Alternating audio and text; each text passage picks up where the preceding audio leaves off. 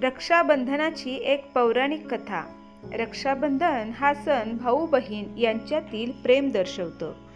हिंदू पंचांगानुसार दरवर्षी रक्षाबंधन सण श्रावण महिन्यातील पौर्णिमेला साजरा केला जातो।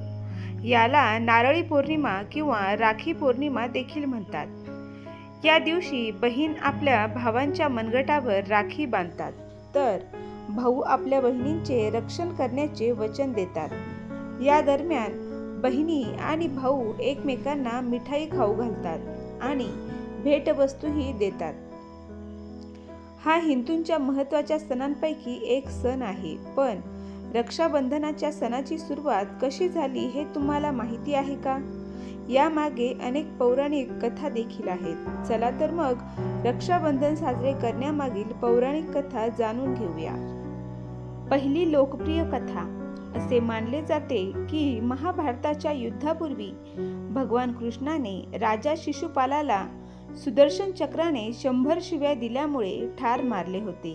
त्यामुळे त्याच्या बोटातून रक्त वाहू लागले आणि तेथे असलेल्या द्रौपदीने तिच्या साडीचा एक तुकडा फाडून कृष्णाच्या बोटाला बांधला। त्यानंतर भगवान श्रीकृष्णांनी द्रौपदीला प्रत्येक संकटातून वाचवण्याचे वचन दिले। तेव्हापासून रक्षाबंधनाच्या दिवशी भावाच्या मनगटावर राखी बांधली जाते। दुसरी कथा अशी आहे की एका कथेनुसार महाभारताच्या युद्धाच्या वेळी जेव्हा युधिष्ठिराने भगवान श्रीकृष्णाला विचारले की मी सर्व संकटावर मात कशी करू शकतो, तेव्हा श्रीकृष्णाने त्यांना आणि त्यांच्या सैन्याला राखीचा सण साजरा करण्याचा सल्ला दिला। तिसरी कथा अशी आहे की चित्तोडची राणी कर्णावतीने सम्राट हुमायूनला पत्र पाठवून गुजरातच्या सुलतान बहादूर शाहच्या आक्रमणापासून तिच्या राज्याचे आणि स्वतःचे रक्षण करण्याची विनंती केली होती। हुमायूनने राखी स्वीकारली आणि राणी कर्णावतीच्या रक्षणासाठी चित्तोडला रवाना झाला। मात्र हुमायून येण्यापूर्वीच राणी कर्णावतीने आत्महत्या केली। चौथी लोकप्रिय कथा।